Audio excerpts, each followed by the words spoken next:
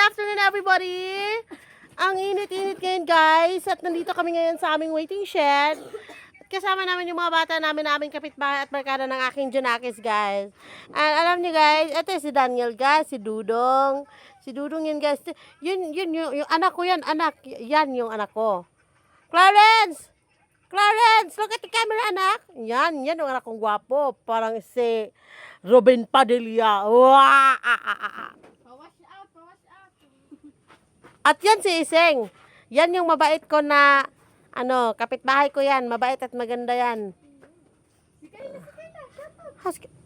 Shout out sa Ate Kayla. Saan ka Ate Kayla?